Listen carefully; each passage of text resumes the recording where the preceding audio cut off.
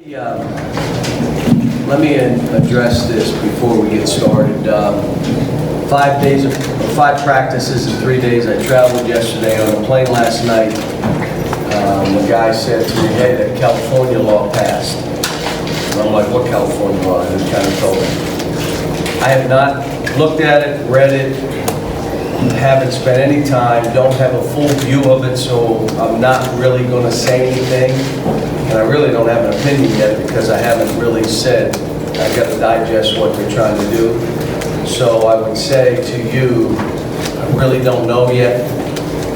And, but other than that, this is open to whatever you'd like to ask. Yes. Please raise your hand.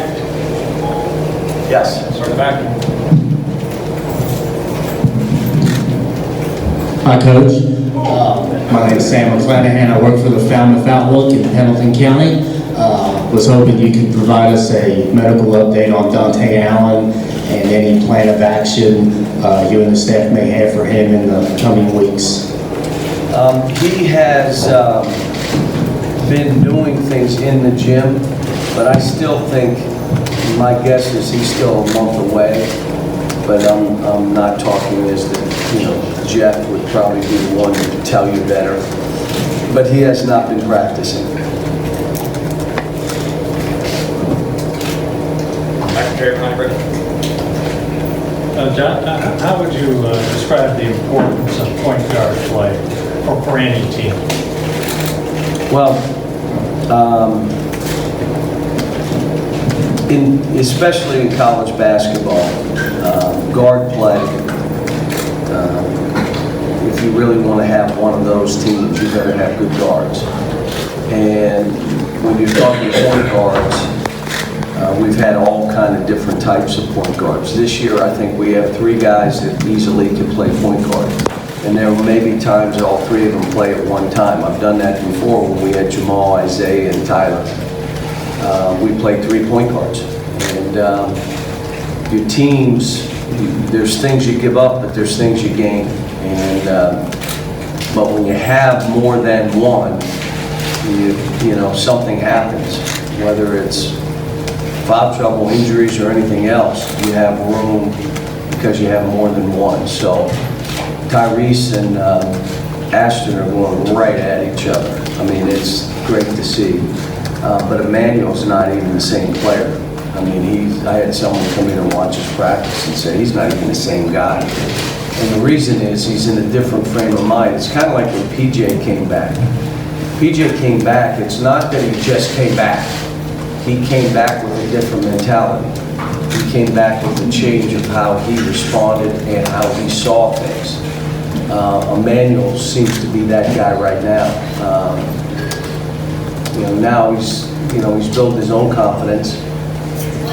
I can't give him confidence. I can't help him gain confidence. He's got to build it himself.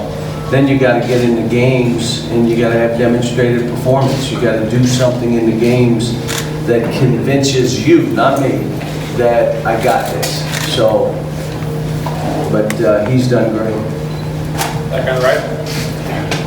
Hey Coach, Mohammed Mahmoud, the Kentucky Colonel. You've been here for over 10 years now, but with this being your first year under the lifetime contract, there's no such thing as a lifetime contract. Would you guys please? They can fire me in a year, and that was my lifetime right there. There's no such thing. They want me to finish coaching here, and that's what we had talked about for more. It was probably 5 months. But anyway, go ahead. Talk about the who am I looking at right now? Oh, back on the right. Where are you? See the blue color. Oh, I got you. Thank you. yeah, so do the expectations just feel different heading into the season with the new contract? Well, here's what I would say.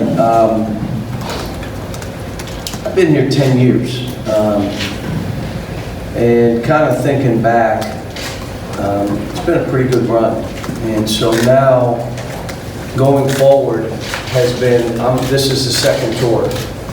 Let's see what happens now. What happened for those 10 years are done. Final Fours, national champion, all the stuff, it's done. League check. Now, what happens in the next 10? How do we grow as a program, how do we keep getting better as a staff? As a coach, how do I keep leading better, communicating better? What do I do? And forget about that.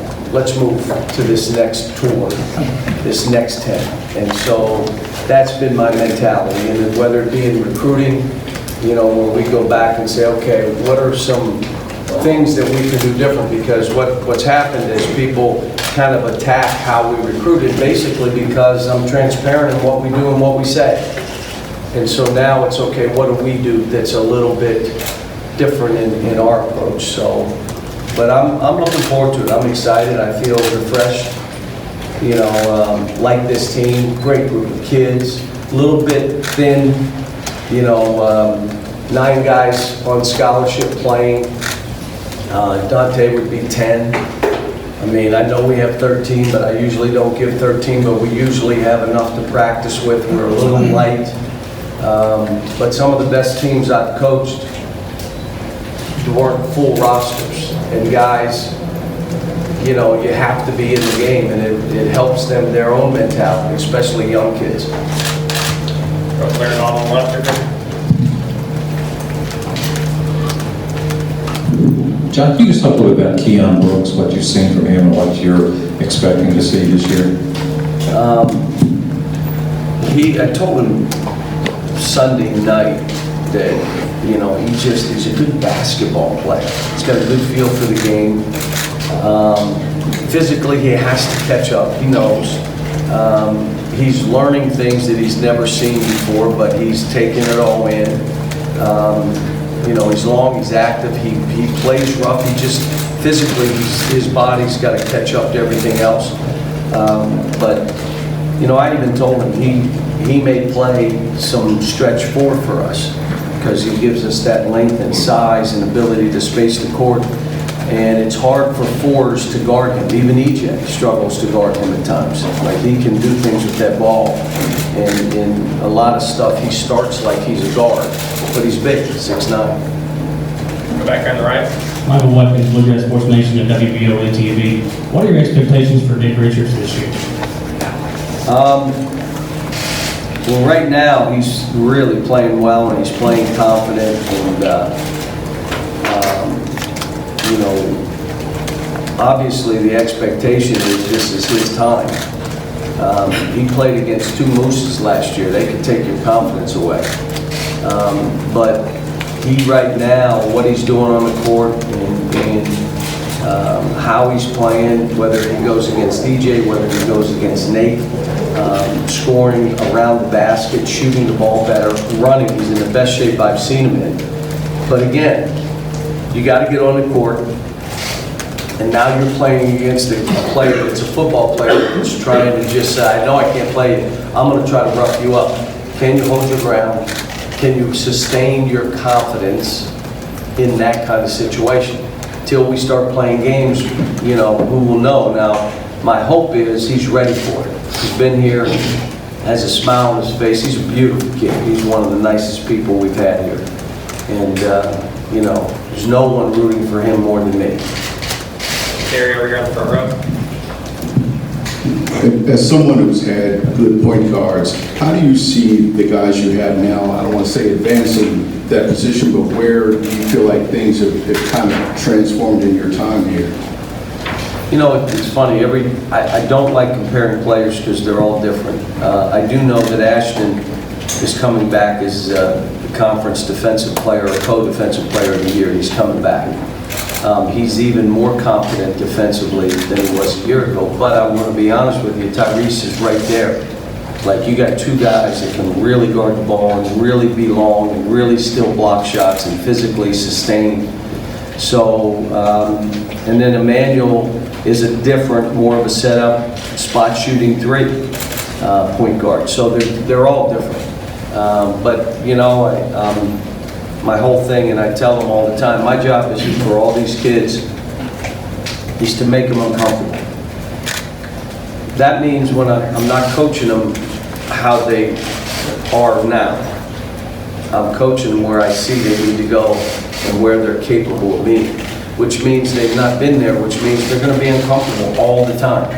Their job is to learn to be comfortable meaning uncomfortable. We have to set up situations where they struggle, so they have to deal with it. We have to set up situations where they're feeling pain, whether it be conditioning or anything else we do, taking them to limits, because it's the only way they learn about themselves. And so with those point guards, we're just going to continue to raise the bar. And it doesn't mean, you know, kick, punch, swear, all. It's just you raise the bar. This is where we're coaching you. That is not acceptable down here. I know you're comfortable playing that way because you played that way your whole life. Now we need you to go up into this area. And you're going to be uncomfortable, but that's what my job is and the job of our staff. Go back to Jerry.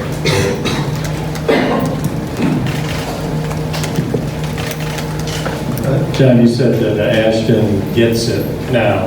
I'm wondering how that'll be reflected, you hope, in his play this season. Every kid that comes in here, their first year, there's anxiety. At times there's I call it a fake swagger. You're scared to death, but you're acting like you're not. And you look at this and you say, oh my gosh, John Wall and Brandon Knight, and we could go on to all these 40 guys, and Max Deals and Jamal Murray, and you look and I'm that good, I think. But in that second year, if you're honest with yourself, if you're not delusional, and you know what's expected, and you're confident that you're trained to do it and grow, like Ashton is right now. I mean, he's got a different way about him, and you can just see it. And then, I'm saying it again, Emmanuel quickly walked into court, we practiced, and the guy grabbed me and said, he's not even the same kid. He's not the same, forget about basketball-wise, look at how he walks and carries himself. And as a coach, you know, that's what you're looking for. But I'll say it again, it's nothing I did. It's that year, the anxiety's gone, the work kicks in, you trust yourself, you know you deserve to do it. And I'll throw another one. You work so hard and spend so much time, you just don't surrender. I spend too much time to surrender. I'm not surrendering.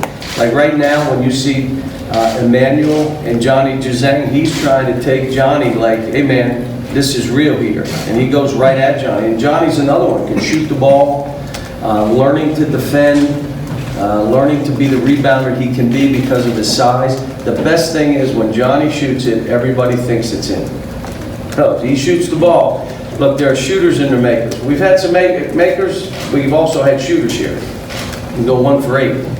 When he shoots it, you think the ball's going in. And he's a natural scorer. Khalil scores the ball naturally. Now, with those two, we got to get them to just every once in a while, like pass the ball. Throw it to somebody. And it's funny, you know, I'm sitting with my guys in the morning and I said, you know, had anxiety Saturday night thinking, oh my gosh. And I wake up at 5 on Sunday and I'm like, oh my gosh, and I'm thinking these guys are confused. And then I go, you know what, I'm a little confused. No wonder they're confused. And the point is, every year I coach, this is what it starts like. Every year. But I forget, all I remember is the last 3 weeks of the season, how we did. And I don't remember going through all this stuff. And when we met for practice, I told them that. This is normal. Keldon Johnson is going through exactly what you went through, Khalil. Exactly. Johnny. You had Tyler going through the same thing. It's all the same. For me, though, it's a process, and you got to stay in the moment, and you got to continue. It's hard because we're trying to help them develop individual habits, yet put a team together. That's why this team doesn't become what they become until January, February. And in 2014, it was March. We started 5 freshmen. It took us that long. So